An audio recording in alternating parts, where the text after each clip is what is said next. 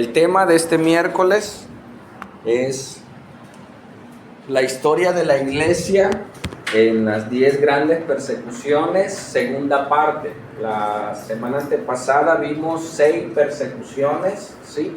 Y posicionándonos en la historia, vemos que hay 3 grandes etapas. ¿Recuerdan cuáles son? La etapa antigua, medieval y moderna. Entonces estamos llegando a la mitad de lo que es la etapa antigua. La etapa antigua se divide en el periodo de la expansión, que es del año 33 al 100. Avanzamos al periodo de la supervivencia, que es del año 100 al año 313, ¿sí? Y posteriormente entraremos al tema de la supremacía. Ya vimos, en este periodo de la expansión hubo 2 persecuciones. ¿Recuerdan de quién? De Nerón, sí, y otro personaje que fue por el año 96. Y en la etapa de la supervivencia vamos a ver las otras etapas, las otras persecuciones de esas 10 grandes etapas. Y la iglesia, después de una gran expansión, Roma, que era el imperio que gobernaba, los césares tenían una filosofía griega, ¿sí? Y ellos se creían dioses. Entonces ellos no pedían, exigían la adoración, ¿sí? Y ahí empezó la persecución, porque pensaban que los cristianos estaban en contra del imperio por no adorar al César, ¿sí? Pues ellos no, ellos cumplían las leyes. Lo único que no hacían y que no debemos hacer es adorar algo que no sea Dios, ¿sí? Entonces vimos hasta la persecución 6 en el pasaje anterior. Gracias a Dios estamos grabando las enseñanzas, entonces puedes regresar a verlas en YouTube, escucharlas y memorizarlas. Y estamos ahora en la 7ª persecución con el emperador Maximino Tracio. ¿Qué año? Del año 235 a 236. Él comenzó la persecución en ese periodo, y este hombre, dicen que era un hombre muy alto. Sí, era un hombre, lo vamos a ir viendo en los puntos. Paco, ¿pudieras comentarlo, lo que está ahí? Promulgó un edicto sobre los dirigentes cristianos bajo pena de muerte. Amén. Comenzaron a perseguir no a todos, sino a los dirigentes, o sea, los pastores, los líderes que estaban guiando a la iglesia, ¿sí? Comenzó esa persecución y mandó a decapitarlos a ellos como testimonio para otros, ¿sí? Pero algo ellos sabían, que tenían que, entre ellos, manda decapitar al Papa Ponciano, ¿sí? Ya se nombraban algunos papas. Cuando entre Constantino, vamos a ver cómo él oficializa la religión, pero ya para la iglesia tradicional, ellos les llamaban papas a algunos líderes religiosos. Lo vamos a ir viendo con calma, ¿sale? Y hiere al pastor. Ellos tomaban esa frase que Jesús la dijo, que está en Mateo, y dice: hiera al pastor y las ovejas serán dispersadas. ¿Cuál era la filosofía de este hombre, ¿sí? De Maximino? Era al derrocar, al decapitar a los líderes, todos sus seguidores se van a dispersar y se va a perder, cosa que no pasó, ¿no? Gracias a Dios la iglesia siguió creciendo, ¿sí? Entonces ya seguimos avanzando. En la 8ª persecución hay otro personaje del año 249 al 251, que es el emperador Decio, ¿sí? Y este hombre dice que Decio, su persecución tuvo una duración de 2 años a partir del año 249 al 251. Este emperador, por odio a su predecesor Filipo, ¿sí? Que él de alguna manera abrazaba el cristianismo, ¿sí? Dice que y él era protector de los cristianos, desencadenó la persecución más violenta que hasta entonces había sufrido la iglesia. Entre ellos hubo mártires, ¿sí? El Papa San Fabián, Alejandro, obispo de Jerusalén, y Babilos, obispo de Antioquía. Vamos, cuando terminemos esta etapa, vamos a ver algunos personajes importantes en esta historia. ¿Qué estamos haciendo en la historia de la iglesia? Dimos las etapas generales, ¿sí? Dimos las etapas en medio de las etapas generales y estamos viendo, por decir ahorita, las 10 persecuciones. Ese es como un ladrillo, ¿sí? Luego vamos a ver qué pasó dentro de esas persecuciones. En nuestra mente se va a ir formando el conocimiento de la historia de la iglesia. Entonces ahorita vemos las 10 persecuciones. Cuando veamos las filosofías que surgieron en esa etapa, le vamos a poner otro ladrillo. Cuando veamos personajes importantes en ese periodo, le vamos a poner otro ladrillo, ¿sí? Si nos ponemos a conocer toda la historia de estos personajes, no vamos a acabar. Entonces por eso ahorita estamos en las 10 persecuciones, damos algunos nombres así, que yo tengo que hacer como estudioso de las escrituras, anotarlos e investigarlos, ¿sí? Hay algo que nos va a ayudar en cuanto al conocimiento y lo marco ahorita. Fui a una clase de electricidad el martes, ¿sí? Quiero aprender.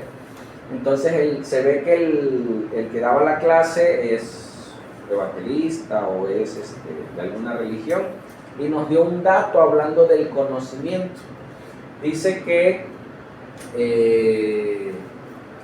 Hernán Cortés, cuando inicia su conquista en México, dice que hubo una etapa de esa conquista y de esas venidas a conquistar México que le seguían algunos indígenas, ¿sí? Pero antes de que él viniera en España, se conocía un poco más de los astros, y él había leído en uno de los escritos de esa época que iba a venir un eclipse y decía el día, como ahorita, ¿no? Tal día va a haber eclipse. Entonces él tenía ese conocimiento, y dice que cuando ellos iban entrando a la selva y se habían escaseado los víveres, los indígenas ya se habían cansado y ya no lo querían seguir.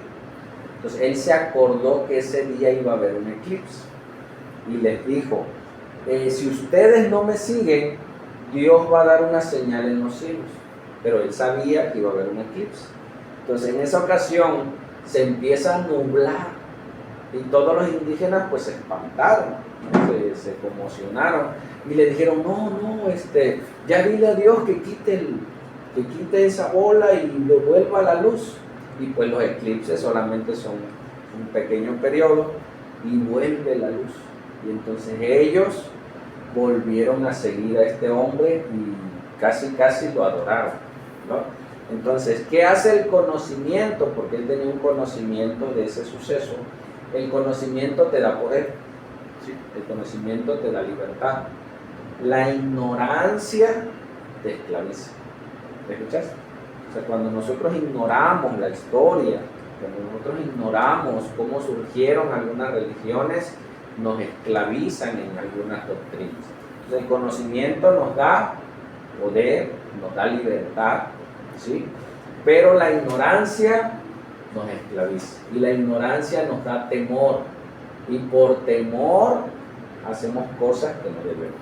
Entonces, en este periodo vemos cómo en la octava persecución que las estamos desarrollando, este personaje mandó matar a líderes de la iglesia. Todavía era Roma, ¿sí?, persiguiendo a la iglesia, ¿vale? Novena persecución, el emperador Valeriano, del año 253 al 260. ¿Cuántos años? 3 años, ¿vale? ¿Qué hizo este hombre? Adela, ¿pudieras leerlo? Se prohibieron las reuniones cristianas y se arrestaron a numerosos obispos. Quizás esperaba que el ataque contra los dirigentes debilitara al movimiento, pero la estrategia de Valeriano no dio los resultados que esperaba. Al año siguiente, convencido de que la aniquilación de la jerarquía no se traduciría en el fin del cristianismo, ordenó la ejecución de todos los diáconos y laicos de relevancia que no apostataran. La nueva medida estuvo en vigor durante 2 años y solo concluyó cuando Galileo decidió derogarla y devolver sus propiedades a la iglesia. Galieno. Galieno, hay unos nombres así raros. Pero este hombre ya no solo se fue con los cabecillas, los líderes, sino los sucesores de los líderes. O sea, todo diácono, todo servidor, toda aquella persona que servía, también los mandaron a ejecutar. O sea, ellos querían exterminar el cristianismo porque ya se había posicionado en muchos lugares. ¿Sí? Y por último, la 10ª persecución del emperador Diocleciano. Aquí estamos en la etapa final del periodo de la persecución, ¿sí? de la supervivencia, del año 303 al 311. Diocleciano se le conoce en este periodo, la 10ª persecución, como la gran persecución. Imagínate, algunas de las persecuciones fueron locales, pero esta fue imperial. Entonces se le conoció como la gran persecución. Imagínate cuánta gente murió en esos periodos, ¿sí? Y vamos a ver algunos puntos. Hermana Sarita, ¿pudiera leerlo? Ordenó por influencia de Galerio en el 260 a 311 la destrucción de las iglesias y la quema de todos los volúmenes donde aparecieran recopiladas porciones de las Sagradas Escrituras. Al año siguiente autorizó incluso el empleo de la pena de muerte contra los cristianos. Amén. ¿Qué hizo este hombre? No solo fue con los líderes, sino dijo, mata un líder y se reproducen más. ¿Qué es lo que hace que estos hombres sigan a ese tal Jesús? Para ellos Jesús era un loco que murió por su fe, y estos seguían a ese Jesús. Entonces decía, ¿por qué ellos siguen todavía a pesar de matar a su líder? Entonces se dieron cuenta que las escrituras, que las porciones de las escrituras, hoy nosotros tenemos Biblias completas. Entonces los cristianos primitivos, o sea, los primeros cristianos, tenían porciones, ¿sí?, de algún libro, alguna escritura, y los atesoraban y los copiaban y los transmitían y se reunían a escondidas para leer algún libro, alguna carta, y eso aumentara su fe, ¿sí? Entonces, ¿qué se dio cuenta este hombre? Que las escrituras eran pieza importante del crecimiento y la expansión de la iglesia. Entonces ellos comenzaron a ir casa por casa, ¿sí?, a preguntar, a ver quiénes eran cristianos, quiénes tenían escritos, y hubo una matanza terrible. ¿Sí? Aquellos que se les encontraba algún escrito, ¿sí?, lo mandaban a pena de muerte, solo por tener un escrito sagrado. Imagínate, tienes ahí el Nuevo Testamento y ya a la hoguera, porque se consideraban libros que estaban en contra del imperio. ¿Sale? Hermanita, por favor. Los cristianos eran considerados enemigos directos del imperio, y esta convicción tuvo como resultado el que continuara la persecución, aunque su intensidad variaría según los distintos gobernantes. Amén. ¿Sí?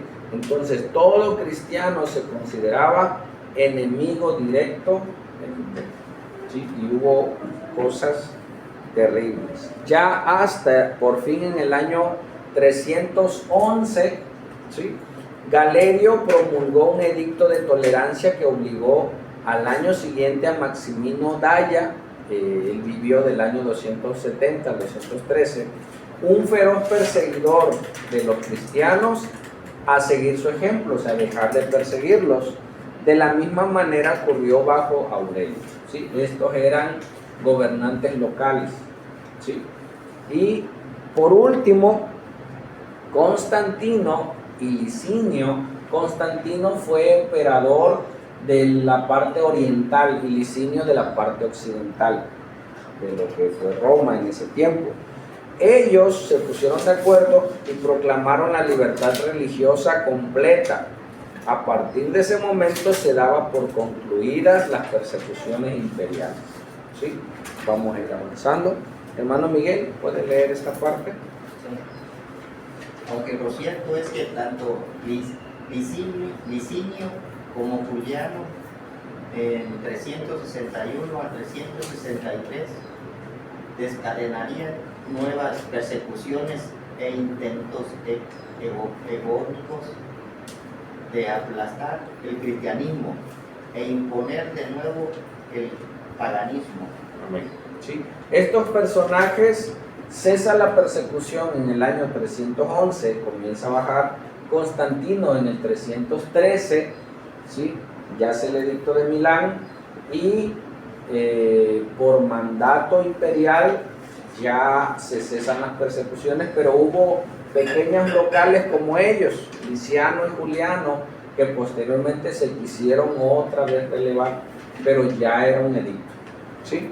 Dice, desencadenarían nuevas persecuciones en intentos agónicos, o sea, ya no pudieron hacer nada, de aplastar el cristianismo e imponer de nuevo el paganismo. ¿Por qué querían aplastar el cristianismo, hermanos? ¿Por qué piensan? ¿En qué les afectaba a ellos la filosofía cristiana? A diferencia del paganismo. ¿Qué había en el paganismo? Idolatría, sí, lo vimos. ¿En qué afectaba? Que los que vendían imágenes, pues ya no era negocio, ¿sí? Los que vivían una vida desordenada, ya eran mal vistos. Antes eran mal vistos los cristianos porque no adoraban a sus dioses y no participaban de los que todos participaban de sus fiestas paganas. Entonces ahora, como mucha gente ya era cristiana, ahora eran mal vistos los paganos. ¿Sí me explico? O sea, ya estaba abrazando una filosofía nueva, la paz, la libertad, evitar la promiscuidad sexual. Entonces ellos, que eran paganos, pues querían seguir en esa línea, ¿sí? Ok. Entonces vemos ya las 10 grandes persecuciones. La próxima semana las vamos a enumerar solamente, tenerlas en lista, ¿sí? Y vemos que en el año 313 surge un personaje, ¿sí?, llamado Constantino I, ¿sí? Otros le llamaron Constantino el Grande. No sé si hay un agua por ahí. Su nombre está, tenía muchos nombres, pero fue más llamado por Constantino. Era Flavio, Valerio, Aurelio, Constantino.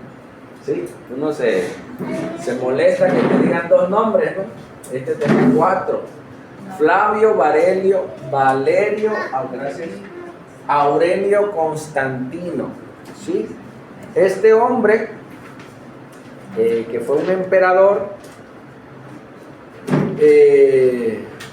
vivió como emperador del año 306 al 337. Dice la historia que su papá fue un emperador anterior.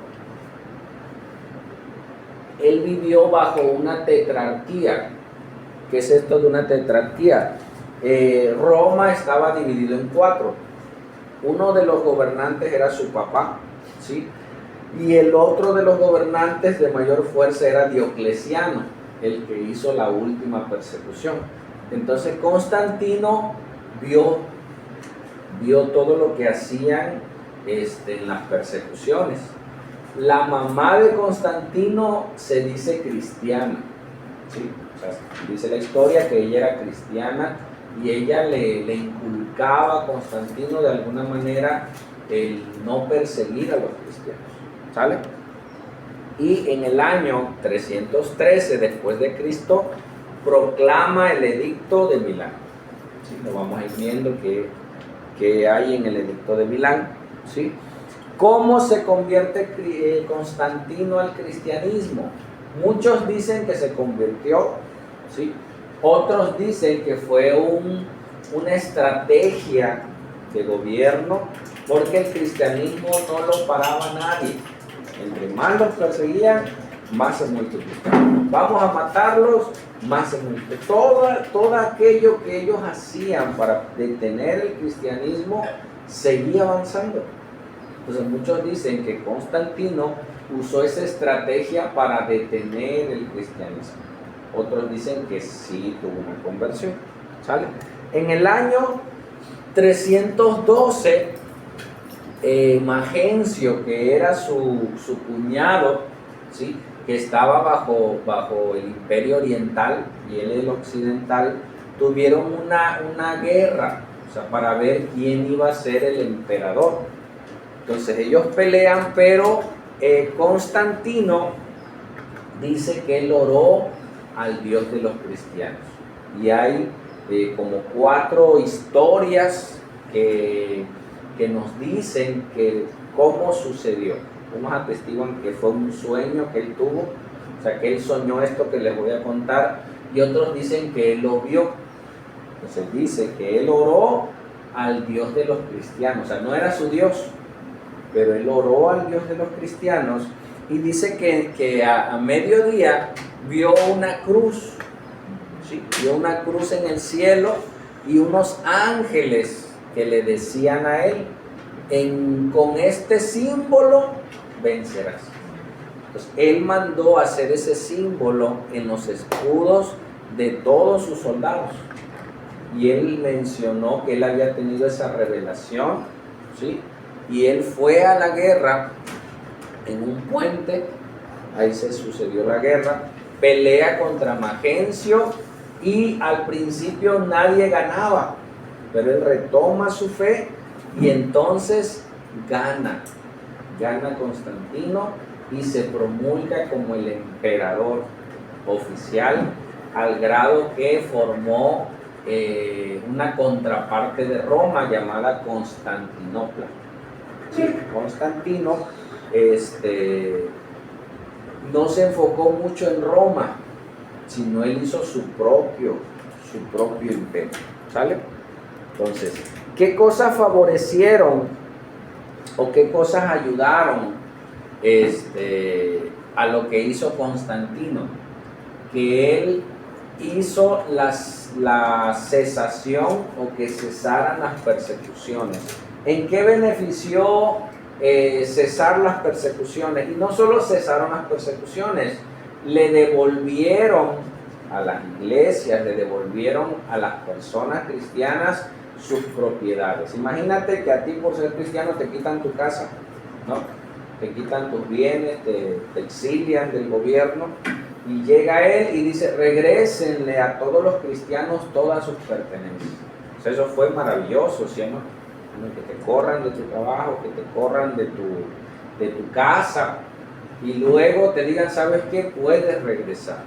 Eso fue maravilloso, eso fue increíble, y mucha gente comenzó a verlo con muy buenos ojos.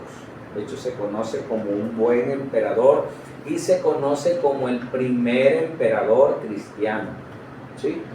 De Constantino para atrás, ninguno de los emperadores abrazó el cristianismo. Este fue el primero, ¿sale? Hasta el año 303. Ok. ¿Qué ayudó o qué favoreció en algunos puntos, pero que también afectó a la iglesia? ¿Sí? Muchos dicen que él promulgó el domingo como día de culto. Sabemos que no es así. Sabemos que Constantino, al ver que la mayoría o todos los cristianos guardaban el domingo, o el primer día de la semana, él lo favoreció para con ellos y lo decretó como descanso oficial. O sea, él no puso el domingo ya estaba, ¿sí me explico? O sea, hay muchos escritos que decían que los cristianos ya guardaban el sábado, perdón, el domingo o el primer día de la semana. Los judíos seguían guardando el sábado sin ningún problema. Y muchos de otras religiones nos atacan que nosotros como cristianos tenemos esa filosofía de Constantino, ¿no? Que por eso guardamos el domingo, etcétera, etcétera, cuando no es así. ¿Sale? ¿Qué ayudó y qué afectó? Paco, ¿pudieras leerlo? Encierra a la iglesia en templo. Construye templos donde los cristianos se encierran y dejan de avanzar. Instituye programas religiosos dirigidos a la misma iglesia. ¿Los beneficios cuáles fueron? Regresar a tus casas, regresar a tu trabajo. Se les comenzó a dar posición de confianza. Constantino tomó como consejeros a muchos sacerdotes o líderes cristianos como consejeros para qué hacer en su gobierno. Entonces comenzaron a tener fuero. Imagínate un político hoy te llame a consejo, te da favores, ¿sí? O sea, eso favoreció. Pero ¿cuál fue el problema? Y por eso se piensa que fue una estrategia para detener a la iglesia, porque la iglesia iba en avanzada. La iglesia tenía una mentalidad de misión, ¿sí? Yo les he dicho a los hermanos, esta no es una iglesia, es una misión. Cuando tú digas, la iglesia de Cristo en Cozoleacaque, que di mejor la misión de Cristo en Cozoleacaque. ¿Qué es una misión? Que estás en un proceso, ahora sí estás en misión de cumplir algo.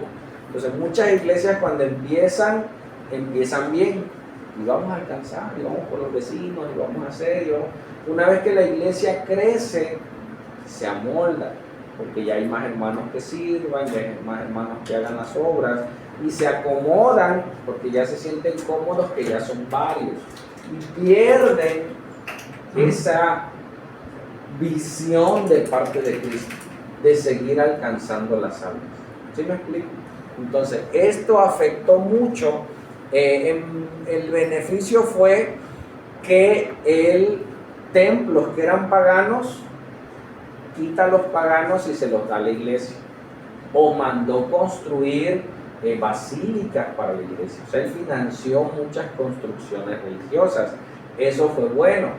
¿Dónde se reunían los cristianos antes de Constantino, Adela? En sus casas. ¿Dónde más? En la calle. Sí, en los parques, en las catacumbas. O sea, no tenían un lugar oficial como nosotros. Vamos a la iglesia, ¿dónde? La Colmena. Ellos no tenían un lugar oficial como templo, o sea, eran lugares clandestinos donde se reunían a escondidas. Ahí es donde surge el pescadito de Xoye, ¿no? Donde había tenían que encriptar los mensajes. La gente iba y veía la imagen, decía que es un lugar cristiano y se metía, ¿sí? Porque sabían que aunque no se conocieran, el solo saber de que tú eras cristiano, tú eres mi hermano. ¿Sí me explico? O sea, hoy hay mucha división en las iglesias, pero en esa época el saber que tú eres cristiano es que tú tienes mi misma fe. ¿Sí me explico? Y ellos entraban y tú también, ¡ay, hermano, qué bueno que eres cristiano! ¿Sí me explico? Entonces ya se comenzó a hacer templos y dice, construye templos donde los cristianos que se encierran y dejan de avanzar. O sea, ya no siguieron evangelizando, sino ahora se comenzaron a reunir en esos templos. Instruye programas religiosos dirigidos a la misma iglesia, ya no hacia afuera, sino hacia adentro, ¿sí? Y parece que caemos en esas cosas. Hermana Sara, por favor. Y se traza una línea divisoria dentro de la iglesia. Establece clérigos profesionales para que oficien los programas religiones y la iglesia se siente a escuchar. Amén. ¿Sí? Es lo que hoy vemos en muchas iglesias. La iglesia sí debe ser la escuela. Vas, aprendes, estudias y sales a hacer obra.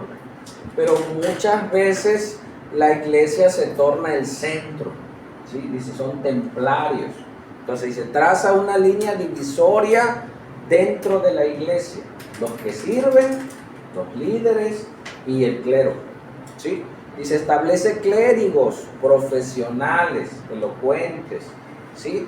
Para que oficien los programas religiosos y la iglesia solamente llegue a escuchar. Antes todos predicaban, ¿sí? Dice la Biblia que todos, si tú eres cristiano, somos reyes y sacerdotes para Dios su Padre. Entonces en la iglesia, por decir católica, ¿quién es el sacerdote? No es la iglesia, sino hay un sacerdote, ¿sí me explico? O dos, o tres, o los que hayan. Ellos son los encargados de llevar el culto, ellos son los encargados de enseñar, ¿sí? Y no el pueblo. Entonces el pueblo se empezó a acomodar a que les enseñasen otras personas, ¿sí? Hermana, a ver si lo ves. 4, sí. Trastorna la mentalidad discipular en mentalidad. Feligres. Feligres solo se llega al templo y a adorar y a escuchar. Amén. Trastorna, ¿qué es eso? Cambia la manera de pensar del discípulo. ¿Cuál fue el llamado de Cristo en Mateo 28? Ir y hacer discípulos.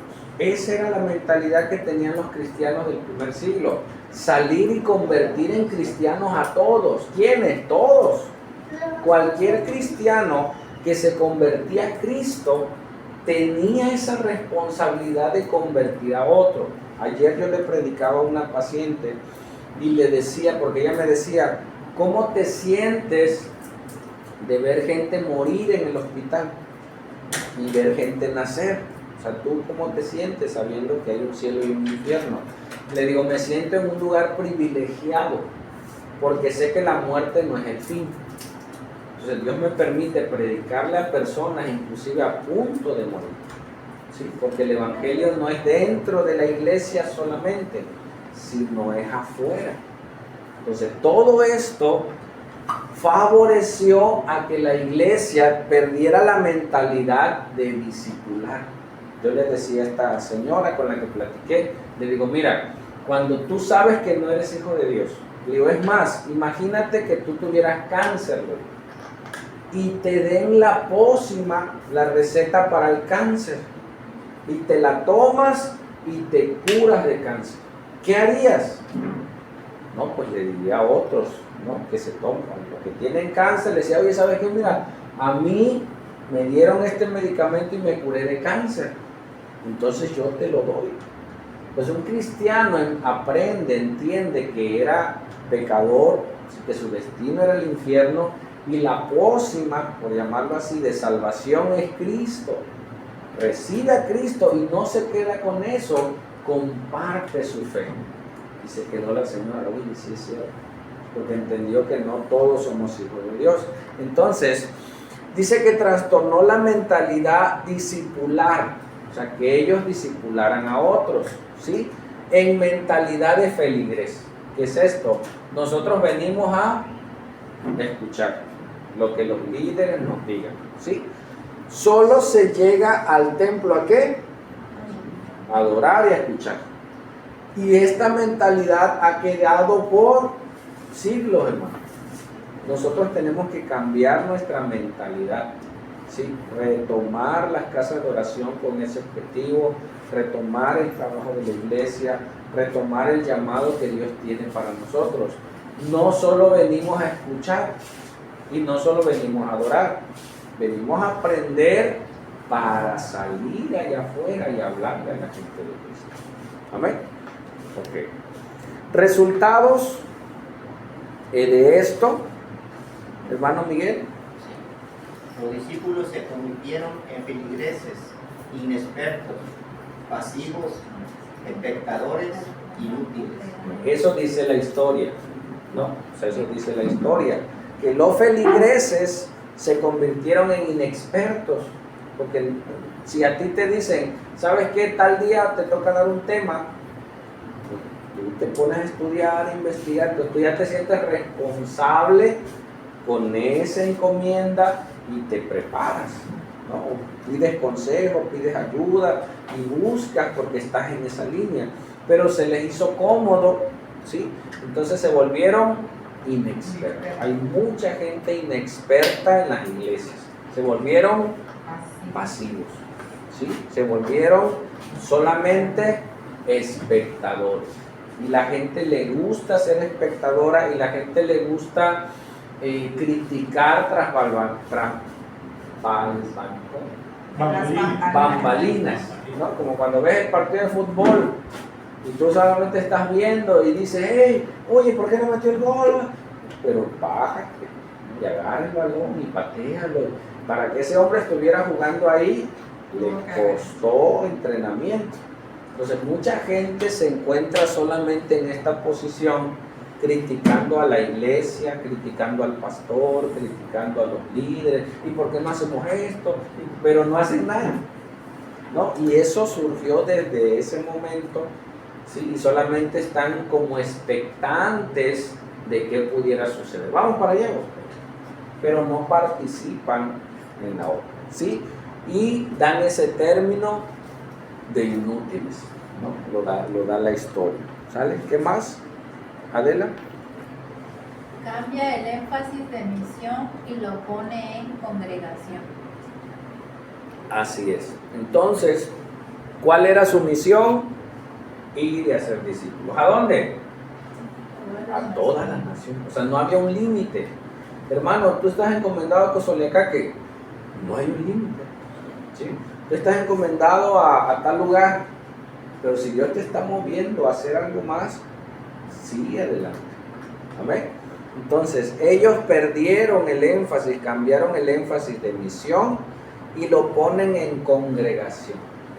Nada más nosotros nos congregamos y luego nos hacemos, o se hicieron selectivos.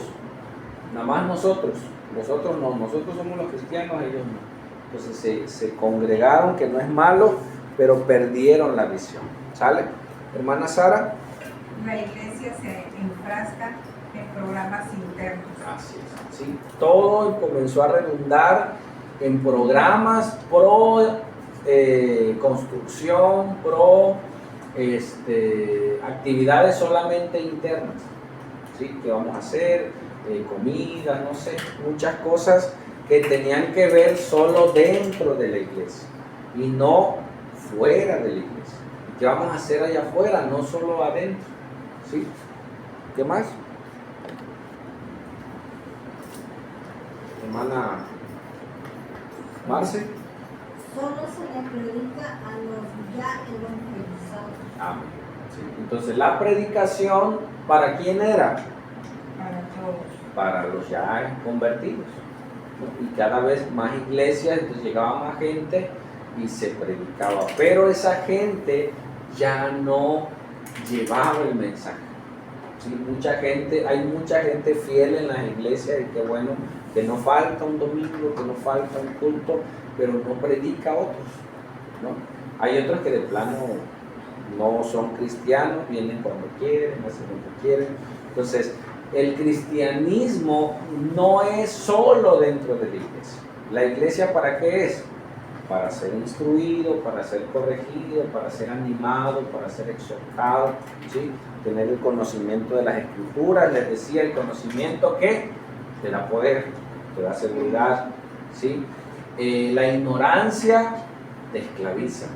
El no conocer la historia, el no conocer los puntos de todo esto, si esto que estamos leyendo nos recuerda el hoy, ¿no? Porque pasa en muchas iglesias y nos puede pasar o nos está pasando. Entonces tenemos que mirar hacia dónde, hacia afuera, ¿sí? Hacer programas de evangelismo, hacer programas de visitas, hacer programas de campañas, que ese es el objetivo. No solamente, ¿por qué queremos un templo? Para tener un lugar más grande, más cómodo, con mayor libertad para aprender y salir, ¿sí? Entonces, ¿por qué Dios nos ha puesto en las casas de oración? Para desarrollar el evangelismo fuera de la iglesia, no para reunirnos los mismos en el mismo lugar. O sea, no ese es el objetivo de las casas de oración, y la próxima junta la vamos a retomar, ¿no? Nos toca el próximo miércoles una junta y vamos a ver los objetivos. Es bueno, es bonito reunirnos, los hermanos que ya estamos, hay mayor comunión, hay amistad, pero no solo es el objetivo, sino hay que salir a predicar el evangelio, a poner por obra lo que ya aprendimos. Si no, nos predicamos a nosotros mismos. Qué bonito cuando llega una visita y se pone hasta bonita la reunión, porque le estás dando el mensaje a alguien nuevo, ¿sí? Cuando somos los mismos es bonito también, ¿no? Porque aprendemos juntos, tenemos comunión, pero no solo ese es el objetivo. Pues el objetivo es ir y hacer discípulos a todas las naciones. Me da pena, pastor, hablarle a mi vecino. Claro, a ellos les daba pena. Es más, eran tachados de la gente que iba huyendo. Decía, ¿por qué huyen? Es que estos huyen porque los están persiguiendo, porque ellos mataron a un tal Cristo. Siguen a alguien que lo mataron. Ellos seguían a alguien crucificado, y la crucifixión solamente se le da a los peores, ¿no? Como hoy con orgullo los mormones hablan de John Smith. Entonces, uno que conoce la historia de John Smith dice, no tiene mucho orgullo, porque a él lo mataron por promiscuo. ¿Sí me explico? Pero para ellos es su héroe. Entonces dice, ¿cómo es posible? Entonces, esa misma mentalidad tenía la gente cuando decía, es que ellos siguen a un crucificado. ¿Cómo no? Pero ese crucificado no solo fue crucificado, resucitó, y ahí ellos les predicaban el evangelio, y muchos eran llevados con el testimonio del poder de Dios. Amén. Entonces, en esta segunda etapa ya avanzamos al periodo de la supervivencia, y vamos a entrar en el periodo de la supremacía. La persecución cesó. Hubo muchas persecuciones, pero se nombran 10 grandes persecuciones. ¿Escuchaste? O sea, no solo hubo 10, sino en cada lugar hubo muchas. Pero esas 10 que mencionamos fueron las de mayor relevancia. ¿Sí? ¿Dicho por quién? Por historiadores de la época, como Josefo, Tertuliano, algunos personajes de la época, ¿sí? Y hasta el año 313, ¿qué sucedió en el año 313? El edicto de Milán. El edicto de Milán, ¿sí? Se los voy a pasar en PDF. ¿Qué dice el edicto de Milán? Pregunta: ¿Constantino fundó la Iglesia Católica?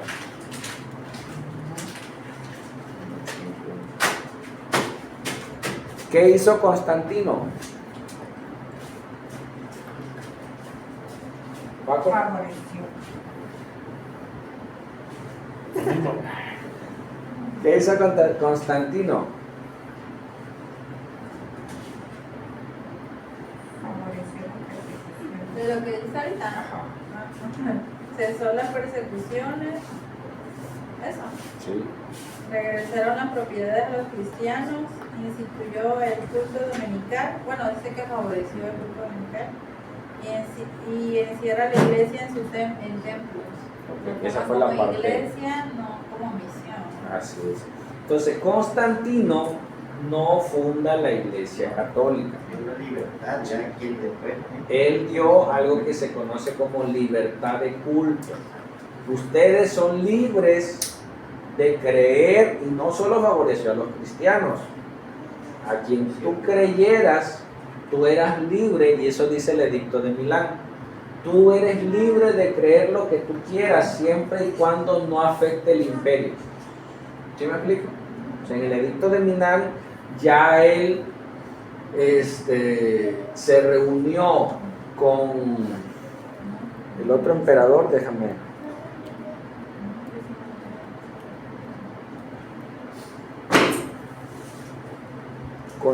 con Licinio, él se puso de acuerdo y se puso de acuerdo con la iglesia e hizo el edicto de Milán, ¿sí? Decretó que ya no iba a haber mayores o que ya no iba a haber persecuciones en su reino. Él no fundó la iglesia católica, pero como fue el primer emperador cristiano, comenzó un amaciato al grado tal que creo que 10 años después hubo el edicto de Nicea, que lo vamos a ver la próxima clase, donde